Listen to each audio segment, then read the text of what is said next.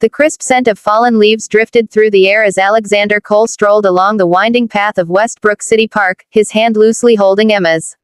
She was bundled in her pink jacket, her pigtails bouncing as she laughed at the ducks paddling in the shimmering pond. It was one of those rare Saturdays when Alexander had cleared his schedule, no meetings, no urgent emails, just father and daughter. But then his phone buzzed. A major investor's name flashed on the screen. He stepped a few paces away, keeping Emma in his peripheral vision. It was only a quick answer, just a sentence. When he turned back, the space by the pond was empty. Emma. His voice sliced through the chatter of joggers and families. His pulse roared in his ears as he scanned the crowd, his chest tightening. The ducks kept gliding in lazy circles, unaware that in Alexander's world, everything had just gone wrong.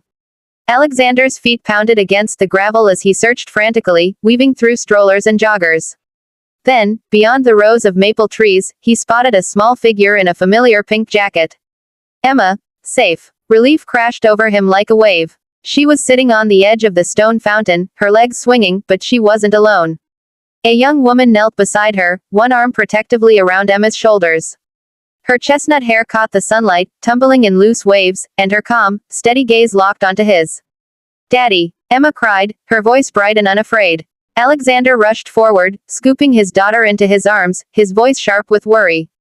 "Who are you? What happened?" The woman stood slowly. She was heading toward the street, she said softly. "I couldn't let her go alone." Her tone was gentle, but in her eyes flickered something strange, something that felt like recognition.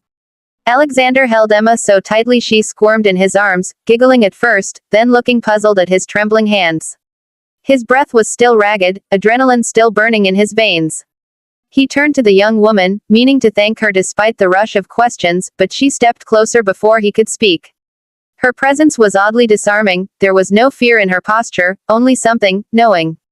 She leaned in, close enough that he caught a faint trace of lavender perfume, and whispered, her voice no louder than the rustle of leaves. "She looks just like your wife." The world seemed to tilt. For a heartbeat, he couldn't move, couldn't breathe. His wife, Lily, had been gone for 3 years, lost in an accident that had shattered him. No stranger could have known her face, let alone see it in Emma. He swallowed hard. "What did you say?" The woman didn't repeat herself. She just gave a faint, almost bittersweet smile and began to step back.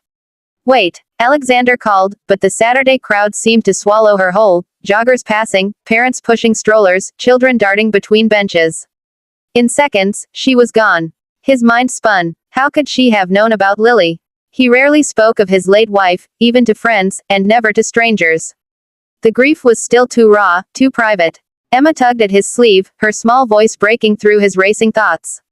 "Daddy," she knew Mommy's song. He froze. "What song, baby?" "The one you sing when I'm scared," Emma said, her innocent eyes searching his face.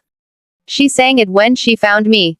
Alexander's chest tightened. That lullaby had been Lily's, hers alone. The words were never written down, never recorded. And yet, a stranger had sung them. Sleep was impossible. Alexander sat in his dimly lit home office, the city skyline a blur beyond the glass. His laptop glowed, casting sharp light across the half-empty glass of whiskey on his desk.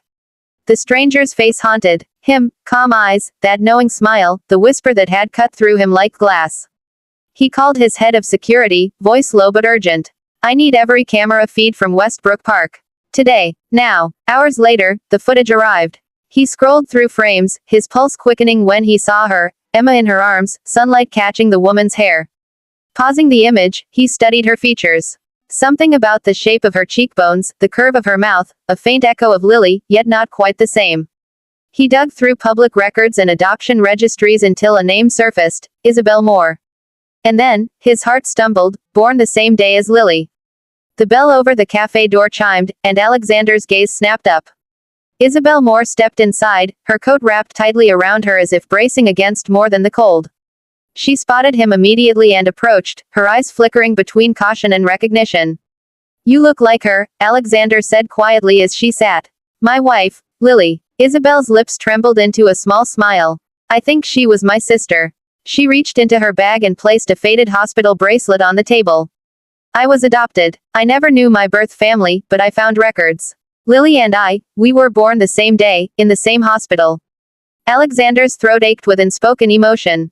Emma, perched on the booth beside him, studied Isabelle for a moment, then climbed into her lap without hesitation. And for the first time in years, Alexander felt that maybe, just maybe, his family wasn't lost after all.